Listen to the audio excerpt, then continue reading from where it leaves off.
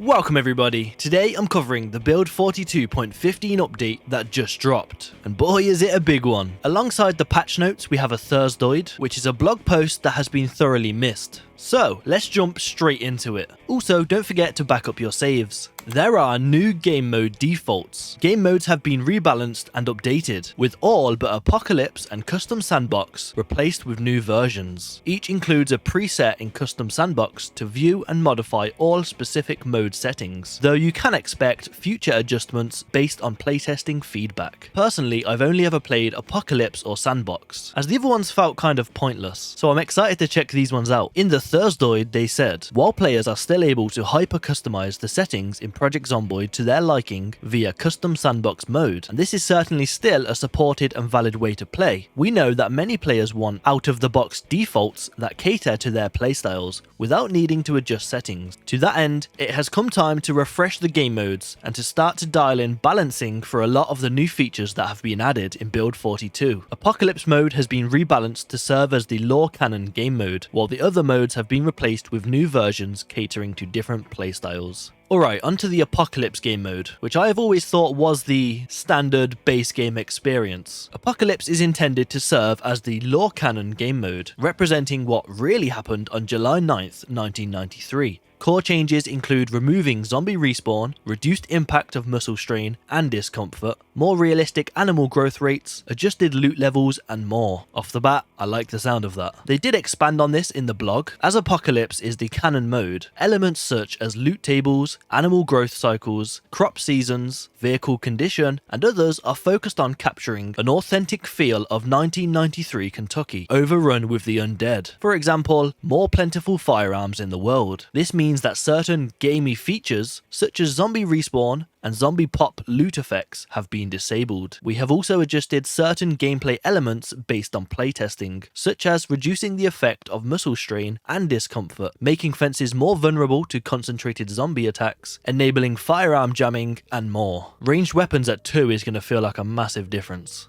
Next we have Outbreak, which is designed for players desiring an accelerated play experience, with an overall focus on less time investment for advancement. In general, things like non-combat skill progression, refrigerator effectiveness, animal farming timelines, and loot density are more suited for less time-intensive playthroughs. So this one's not necessarily easier, but it's good for those on a time crunch, as I guess there are some people out there who don't want to sink hundreds of hours into a world. The next game mode is Extinction. Extinction is focused on a brutal hardcore experience and is intended for veteran players who want more of a challenge. Beware sprinters. Extinction is meant for veteran players while bringing sprinters into an official game mode for the first time in Project Zomboid. Expect brutal resistance, scarcer supplies, and be prepared to be on your toes at all times. This mode is not recommended as your first time Zomboid experience, as it will then likely be very short. Very short. So this is a very cool one, albeit incredibly hard.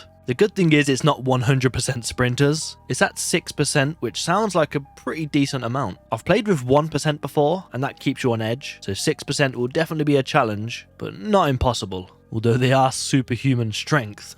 And the final new game mode is Rising. Rising is intended for players who want a little more breathing room to explore, build, and create. This is the place for those who want a more cozy experience, so they can head out and build that perfect post-apocalyptic homestead with less of a focus on combat and more abundance of the building blocks for the new world. It's up to you to put in the hard work to craft your new existence. Just don't let your guard down, because this is still how you died. I like the sound of this one too, and I may use this game mode on the new series I'm planning for my second channel, where I plan to build an incredible base from scratch. And lastly we have Custom Sandbox, which remains to allow players to customize settings to their desired playstyle. This remains a core and valid way to enjoy Project Zomboid. Now of course I don't know the numbers, but I do expect the majority of players are using Custom Sandbox settings. Each of the new game modes has a corresponding preset in Custom Sandbox for you to tweak to your liking. Expect final tuning to the various sandbox settings in the game modes based on playtesting as we move forward towards Build 42 stable. If you want your very own Project Zomboid server to play with your friends, then you should check out Pine Hosting. They make it super easy for every step, allowing you to get set up within minutes. Their high performance servers have global locations, DDoS protection, and quality support when you need it. If you have a server with another provider, they will personally help you move over, meaning you can take advantage of the incredibly affordable prices, intuitive console, and workshop installer. Because managing mods can be an absolute pain, but this enables you to quickly download, remove, and organize that long list of essential mods. However, it's not just Project Zomboid. They offer hosting for a wide range of games, from Rust to Minecraft, Valheim, and more. And to top it all off, you can use code AWP to get 30% off your order. Use the link in the description or pinned comment to help support the channel and get yourself a deal. Huge thanks to Pine Hosting for sponsoring this video. Let's get back on with it. Okay, now it's time for the new firearms. As many noticed in the 42.14 update, there was an ammunition rework to consolidate and update item types. And as many also guessed, this was in preparation for new firearms being added to the game. These new firearms are balanced to fit in with the existing set of guns and their refreshed visuals, and complement the existing armory. These firearms are intended to be consistent with the types of guns popular in 1993 Kentucky, and there has also been an extensive loot table rework to more properly represent the distribution of firearm types across civilian, police, and military usage. Ammo cross-compatibility is also a focus, so survivors who want an efficient loadout on loot runs should pay attention to both ammo and magazine selection. The first new addition is the JS-14 rifle, a 5.56 rifle fed from a 20-round magazine and utilizing a scaled-down action based on the M1A rifle. The JS-14 is extremely popular among civilians and also used by some police and corrections agencies. It is robust and lightweight, although not well known for its accuracy.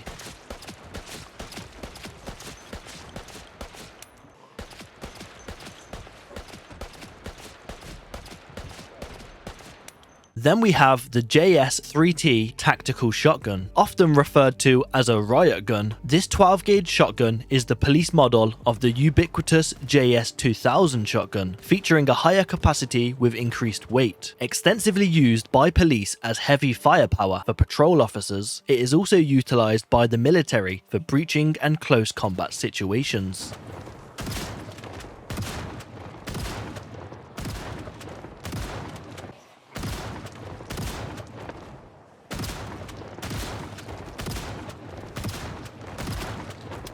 Next up is the AL-92 carbine. First designed in 1892, the tried and true lever action has been a favorite of Americans since it was first introduced. The AL-92 is a modernized version introduced in the 1950s, firing the smokeless 3.57 Magnum cartridge rather than the original obsolete cartridge variants.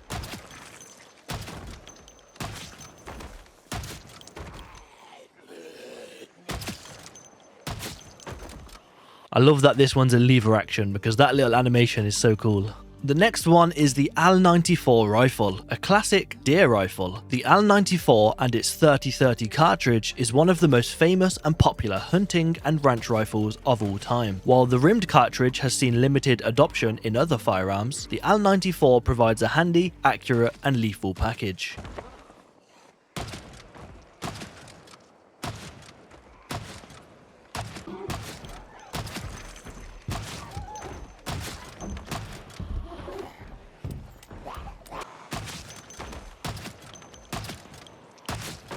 And then we have the MSR-7T tactical rifle. Built on the ubiquitous short-action 788 receiver in 7.62, the MSR-7T is specialized for police and military use, with an accurized barrel and heavy stock. While somewhat bulky, it is the preferred choice when long-range precise shots are required.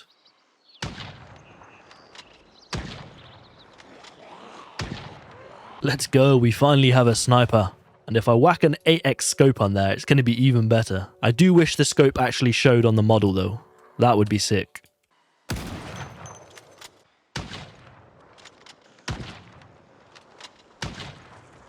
And last but not least, we have the Trapper Carbine. Developed in the 1980s, the Trapper Carbine was intended to provide a cost-effective, handy, versatile carbine for camping and wilderness use. Sharing the popular 45 ACP ammo and magazines with the 1911 pistol, the Trapper provides a compact weapon for mid-range use, although it has a reputation of being somewhat unreliable.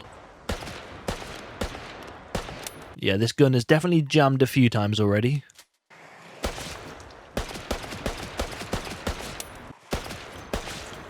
So with all of these new firearms, let me know down in the comments if you would like me to make a whole video going over every firearm in the game. Maybe I could rank them and do a deep dive into each one. Let me know down below which one of these you think is going to be your favorite. And whilst you're down there, hit subscribe and leave a like, as they are very much appreciated. With the last patch reworking ammo, I was definitely expecting maybe 1 or 2 new firearms, but I was not expecting 6 of them, so this is so cool. As are some of these following changes. There is a new gun store loot story prototype at Stendo's. If you are unaware, Stendo's is a great gun store in West Point, and it is located right here.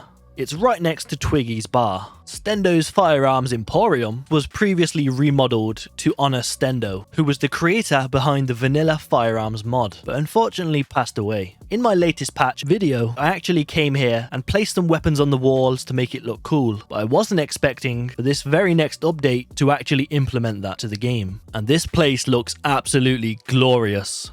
Also, just take in the amount of firearms in here. That is a massive upgrade. You also have all of the display counters, which also are completely full. Like this is an absolute goldmine. This will be very popular on multiplayer servers. This has to be my new favorite place in the game. Firearm spawns have been increased worldwide, so you will have no trouble getting your hands on the new guns. But if you somehow are struggling, you know where to come. They also added a new gamepad aiming tech prototype, which is a work in progress, but that is huge news for everybody that plays on controller or Steam Deck, as I know this was one of the main things holding them back. They implemented basic aiming reticle handling for gamepad aiming. It uses aim axis to place target reticle relative to player, and they added a reticle slowdown when over active target for more precise targeting. So it seems like Sorellen, the new design director, is already taking firearms to the next level, and we love that.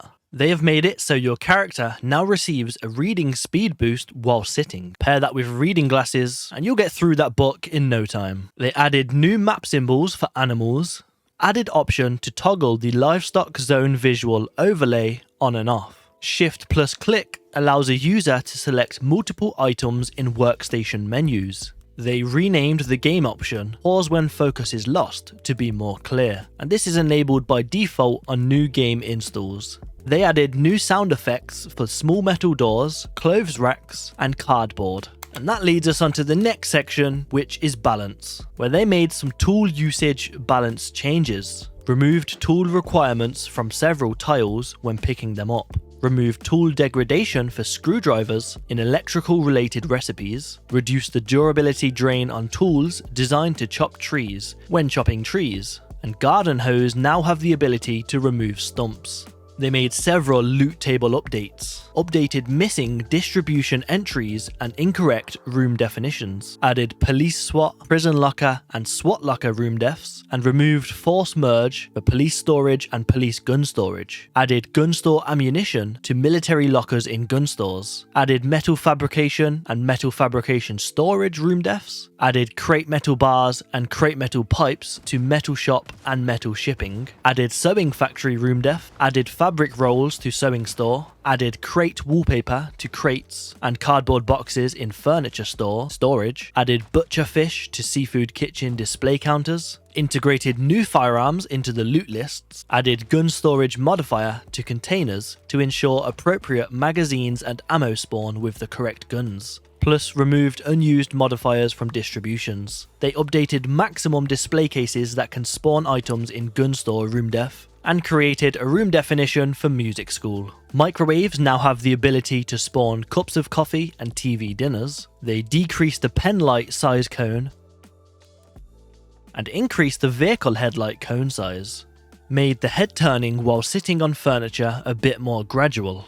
lowered the impact of animal corpses on vehicles when driving over them, balanced inconsistent neck muscle strain caused by certain sewing activities, fluid collection properly caps at players' max carry weight, and they removed the ability to sleep on toilets. Why would they do that? Oh man, that was optimal sleeping conditions. Okay, now on to the multiplayer section, where they optimized Animal Designation Zone update, reduced the sound radius for vehicles in multiplayer, made multiple fixes for grapple tech, players being stuck when start and end grab corpse, fixed sync when login near player that grab corpse, and other additional small fixes. They fixed melee attacks passing through zombies near vehicles and animals, fixed multiple server-side and client-side errors, fixed desync with clothing, fixed a server crash, fixed max accounts per user option, they fixed car trunk capacity not updating after receiving damage, fixed not being able to interact with the composter, fixed attached animal ropes, fixed remote player not playing the hit reaction animation, and fixed desync with incorrect position of the remote player's character on Z coordinate. They fixed the endless magazine loading animation, thankfully, fixed double barrel shotgun consuming 2 rounds in one shot, fixed not being able to paint signs, fixed floor rendering built on water tiles, fixed cars getting stuck in mid-air again, fixed missing XP gain notification when crafting items, fixed not being able to saw logs via the right mouse click context menu, fixed firearm not racking on insert magazine, they fixed a whole load of sound effects issues, there is a bunch of them if you want to check them out, patch notes are in the description, fixed protective gear not increasing discomfort level, fixed character was taking feet damage when driving over broken glass barefoot. That's some Flintstones type shit. And they fixed many issues with in-game map shared symbols. And then we move on to the general fixes, where they fixed ragdoll zombies flipping before getting up when being ran over, fixed jumping zombies when shooting at them, fixed spamming crouch speeding up magazine reload, fixed players getting stuck in vehicles when entering an open car door while aiming, fixed fuel pumps resetting, fixed invisible view cone on Mac, fixed caffeine pills restoring 100% of fatigue instead of 4%, Unlucky guys. They fixed holding Alt drastically increasing gun damage, fixed infinite shoves, lemongrass and ginger root not reducing food sickness, fixed getting different amounts of logs from trees in single player and multiplayer, fixed not being able to read when minutes per page sandbox option was set to the minimum of 0.0. The invisible fire and incendiary burn tiles have been fixed, as have the multiple issues with washing character and soap consumption. They fixed disassembling electronics in inventory, giving less XP than placed ones, fixed incorrect random electricity shutoff settings, fixed odd wall cutaway when there is only a single tile gap between buildings. They fixed eggs not freezing and parked cars not moving when bumping them with another car. There is also a whole bunch of sound effects that have been fixed. They were either playing the wrong sounds or none at all. They fixed rendering for vents, fixed small boulders blocking vision, and small stones having collision. In addition to the revision of the clinician under suspicion of night vision, but by admission, all of that was just obviously not true. I just enjoy rhyming. Sorry. They fixed sometimes being fireproof, though more is to be fixed in the future. Fixed animal skeletons in containers yielding endless bones. Fixed corpse sickness not decreasing near corpses while wearing a gas mask / respirator. Fixed not being able to pick up corpses when very low weight or below. And they fixed a crash when killing animals with a pipe bomb. In multiplayer, animals are currently not receiving damage from bombs. I cut a lot of those fixes out as always. And then we have the next section of technical / debug. There was localization cleanup, translation files are now in JSON, updated Mac and Linux libs, fixed world context menu error in debug mode when the debug option, hide debug context menu options is enabled. They updated the console text file, now PC specs are always listed, and fixed hard cap for fitness when player enabled God mode. And then we finish off with a section for mods, where they give a new modding guide / changelog. And there's quite a bit here which, if you are into modding, I'm sure you'll be researching on your own. So I'm going to leave it here for today. I really appreciate everybody that watches. I hope you have an amazing day, a fun time on the new update. I will see you in the next one, and peace.